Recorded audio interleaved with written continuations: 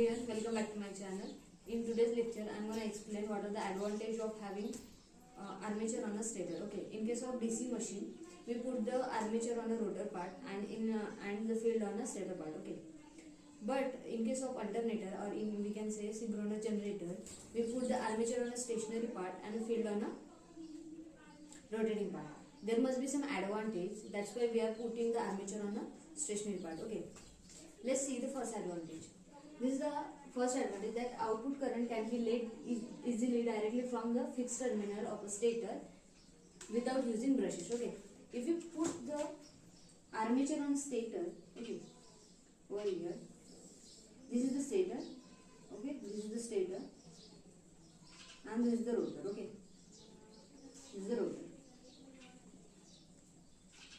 What happens if we put the if we put the armature winding on a rotor? In that case, we need 3 brushes over here, because on an armature winding we have 3-phase supply. Okay, or we are getting, if I am saying that this is the alternator, then we need a 3-phase supply. Okay, on an output terminal, then we need a 3 brushes over here to take out the supply.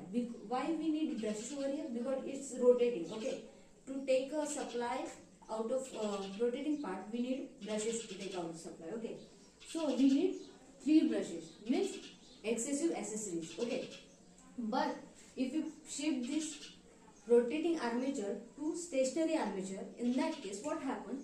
We don't need any brushes. Okay, we can directly or easily take out the supply from the stationary armature. Okay, this is the first advantage. Let's see the second advantage. Insulation of armature is easier. This is a very basic thing, right?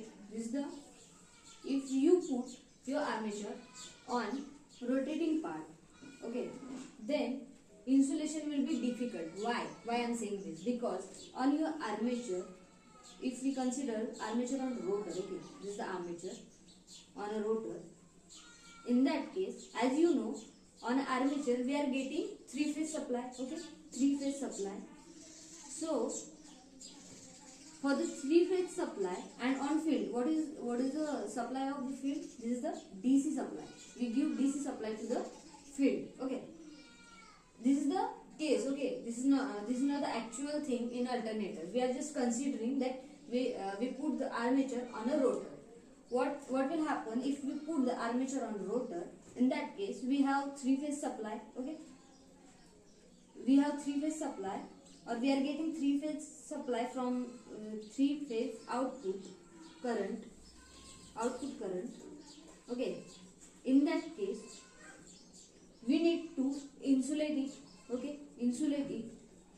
And if we are giving or we are getting 3-phase supply from this, it need a thicker insulation. Okay, if we put the thicker insulation on a rotor part, then it will become heavier, right? It will become heavier, and it will be difficult to rotate the heavy parts, right? So this is the one more point. Okay, this is the important point, that it will become heavier due to insulation. Or according to this point, if you want to insulate on a rotating part, it will be difficult to insulate the armature on a rotating part. But if you put the armature on a stationary part, it will be bit easier to insulate the armature, because it have 3-phase winding, and these windings need a thicker insulation. Okay, so this is the second point. Okay, now let's take third point. Sliding parts will be less, or a slip ring will be less. Why is that? Because if we put field on rotor, then it will need only two slip rings. Okay, to give it the supply. Okay, because we are giving DC supply. Okay, DC supply field. Why? We are giving DC supply to field. So it need only 2 slip rings. If we put our armature on rotor, okay, armature on rotor, in that case you may need 3 slip rings over here to take out the supply. Okay, to take out the supply you need 3 slip rings. Why? Because we are getting 3-phase supply or a 3-phase output current. We can say output current. Okay, so it will reduce the number of slip rings. Okay, so this is the third point. Now let's consider the fourth point. Okay, it will need, okay, or we can say it will have braced armature, or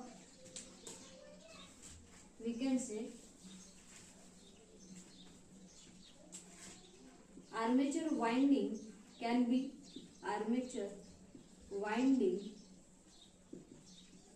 easily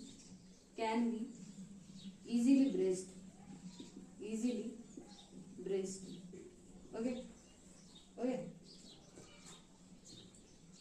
to prevent deformation.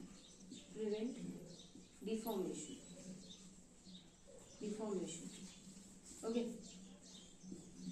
to prevent the deformation, let's draw the diagram once again. This is the rotor. Okay, this is the rotor and this is your stator. Okay, what happens if we put the armature on rotor? Okay, if we put the armature on rotor, then in that case armature will be rotating and there is more chances of deformation. Why deformation happen in a on the rotor? Because this is the rotating part. And the deformation happen due to mechanical stresses.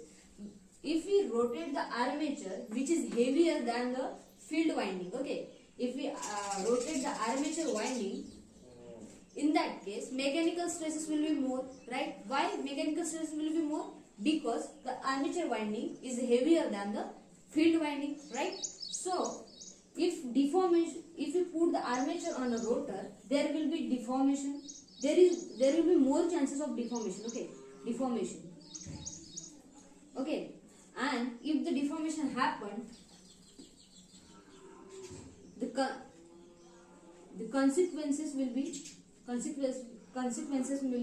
more.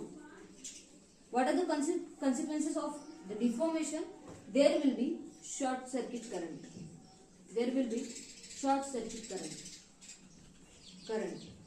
And centrifugal, there will be effect of the centrifugal force also. Okay, so that's why we put the armature on the stationary part.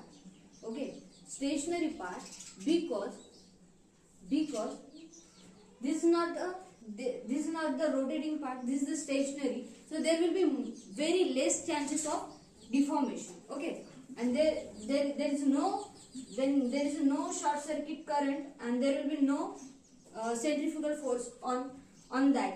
Okay, on the stationary part. That's why there will be no mechanical stresses on. Yeah, there is a little mechanical stresses, of course, but not that much if you put a armature on a rotor. Okay, so it will reduce the chances of deformation. So these are some most important, okay, advantages of having stationary armature. If you like the video, then please like my video, and if you are new to my channel, then please subscribe my channel. If you have any doubts or if you want more lectures, then please comment in a comment box. Thank you for watching.